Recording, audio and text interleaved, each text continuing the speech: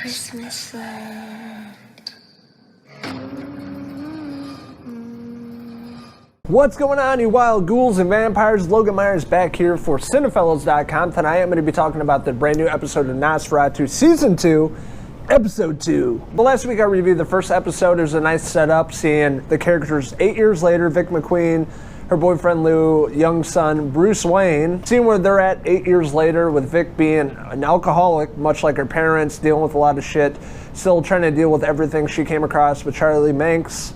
And episode 2 is actually a lot better episode all around, better written, better acting. It's something I've been looking forward to since season 1. I was wondering if they're going to do a Charlie Manx backstory, how he became this evil vampire-like entity that, you know, stalks children, takes them in his Rolls Royce Wraith and takes them to Christmas land. So they really dived into that backstory. The 1920s, 1930s, he was married, had a child. His father-in-law didn't care for him. He thought he was a loser, didn't really have a steady job, but he was a dreamer.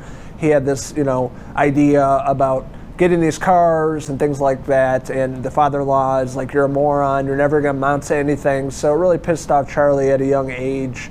And throughout the episode, they kind of go back and forth of him returning. He was at the hospital, and he kind of comes back to life, all zombified. It looks like a mummy or like a zombie. And I have to give it up to the effects team. The practical effects on Charlie Manx as an old, decrepit man is really well done. I love the way he looks. He's like a mummy meets a zombie, and he like whispers when he's talking, and it was just a really great setup of him coming back to life. But I really appreciated this episode. There's nothing about Vic McQueen. We saw a small glimpse of her young son, but no Vic in this episode. This is really focused on Charlie Manx, his backstory, and how he became the character and the villain we know today. And it really has to do with the car, the Rolls Royce Wraith. He ends up purchasing it for like $3,000 back in the day, which is a lot of money, especially when they're broke. You go buy this Rolls Royce, spend $3,000, and of course his wife is not happy.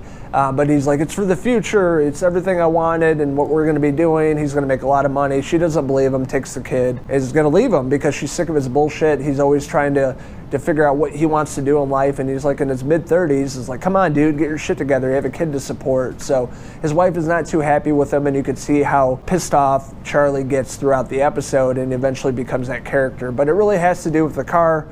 I don't want to spoil too much, but I thought the scene with Charlie driving the car back in the day with his young daughter and wife in the back, and how it all turns out for them was really fantastic, and how his daughter became the demonic character at Christmas Land, and how Christmas Land all came about. They end up showing up there, and it's a really great setup, great backstory, and something I really wanted from the show. I always question how Charlie became this, you know, larger than life force that you can't stop him, and just something unsettling and creepy about him. And they really answered a lot of my questions in this episode, and I really loved this episode a lot more than the first one. And I thought the character development was much better, and the acting was much better. And Zachary Quinto is just a fantastic actor.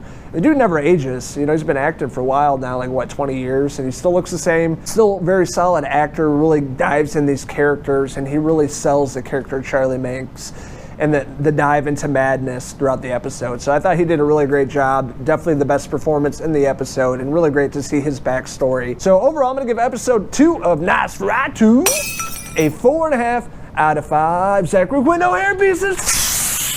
So what'd you guys think of episode 2 of N0S4A2 Season 2? What did you like about it? What didn't you like about it? What'd you guys think of the backstory, Charlie Manx? Let us know in the comments below, and don't forget to hit subscribe. This is Logan Myerz signing out from Christmas Land up here with those demonic kids. Until the next video review. Cheers!